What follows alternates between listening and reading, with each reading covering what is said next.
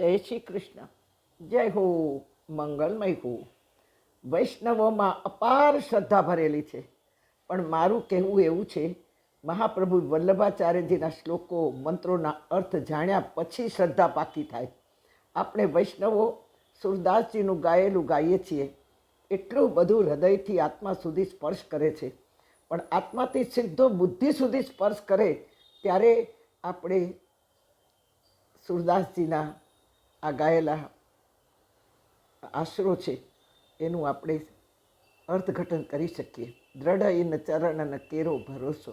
આહા, શું આ ભરોસાનો ભાર સુરદાસજીએ શ્રદ્ધાને સોંપીને હળવા થઈ ગયા છે અને શ્રદ્ધાને પરમાત્માના ચરણમાં મૂકી દીધી છે.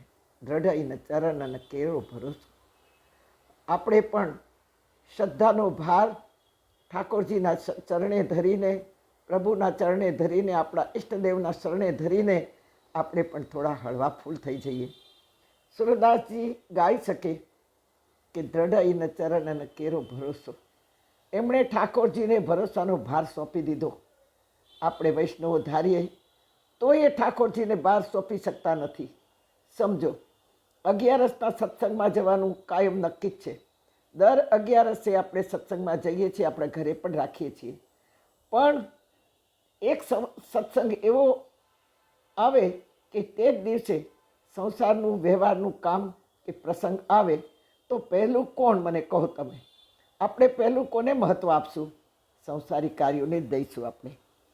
અરે, સત્સંગ કાર્યને પડતો મૂકી વેવાઈને ત્યાં લગ્નનો પ્રસંગ હશે તો ત્યાં જ જઈશું, પણ સત્સંગમાં નહીં જઈએ અને વળી કહીએ કે પ્રસંગ તો સાચવવો પડે ને. પ્રસંગથી પ્રસંગનો અર્થ સમજો. પ્રસંગ એટલે શું? એટલે પ્રભુ સાથેનો સંગ, એને જ પ્રસંગ કહેવાય. સત્સંગ એટલે સતનો સંગ, એને જ સત્સંગ કહેવાય. એક પલ્લામાં શોપિંગ મૂકો, એ જ પલ્લામાં સેલ મૂકો, બીજા પલ્લામાં સત્સંગ મૂકો. કોને મહત્વ દેવાના? વળી પાછું દરેકના મોઢે સાંભળીએ પ્રભુની મરજી. પ્રભુ કરે તે ખરું, મારો ઠાકોર કરે તે ખરું. ના ના, અહીં પ્રભુની મરજી નથી, અહીંયા મેરી મરજી. પ્રભુની મરજી તો હું ગર્વથી કહું છું ને ગૌરવથી કહું છું કે હું જ બોલી શકું. કોઈ કથાકારો પણ નહીં બોલી શકે. હા, હું ઠાકોરજી તરફ શરણ ઝુકાવીને કહું છું કે મને પ્રભુ, મારા ઈષ્ટદેવ યા ઠાકોરજી સામેથી કાર્ય મોકલે તો જ મારે કરવા જવાનું છે, નહીં તો ઘરે બેસો. પણ હું મારું દિલ ખોલીને આપ સર્વેને કહું છું, મારી વૃદ્ધાવસ્થાની તૈયારી 8 વર્ષ પહેલાં પ્રભુએ કરી દીધી છે. આ ક્લિપો લખવાની અને આ વિચારો તમારા સુધી પહોંચાડવાની.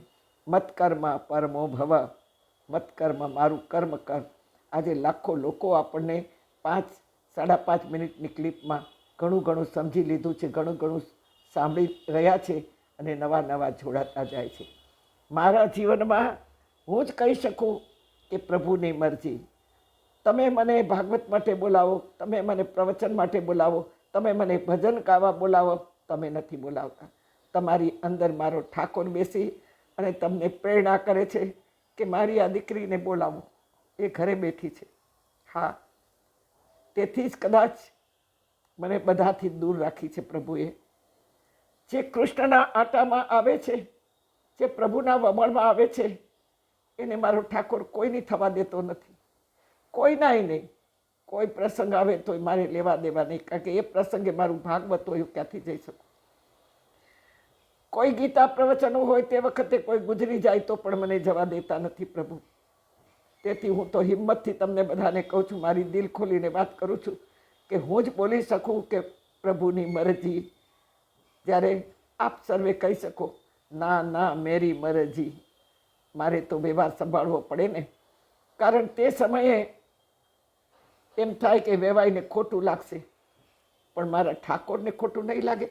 જીવનમાં અત્યાર સુધી કેટલી ઠોકરો વાગી, સગા સંબંધી મિત્રો ખસી ગયા, સગાઓએ દગો દીધો, સંબંધીઓ આઘા ખસી ગયા, વેવાયો બોલવું બંધ કરી દીધું. આ બધામાંથી આપણને બચાવ્યા છે કોને? અનેક ઠાકોર ઠોકર વાગતી ગઈ અને ઠાકોર બચાવતા ગયા. આ વિચાર આપણને કેમ નથી આવતો? પણ આપણે કંઈ કાંઈ ને અમે તો દર 1151 યમનાષ્ટક કરીએ, 11 માળા કરી લઈએ, પાપ ધોવાઈ ગયું. આ ભૂલો સુધારનાર કોઈ મળ્યા નહીં, અને મળ્યા તે આપણને ગમ્યા નહીં મારી જેવા. તેથી જીવન જેમ છે તેમ જ ચાલતું રહ્યું છે. ઉલટું ભોગ વધ્યા, ભાવ ઘટ્યો.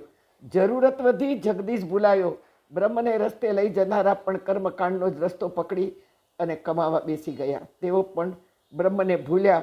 એ આપણને બ્રહ્મને રસ્તે ક્યાંથી લઈ જવાના?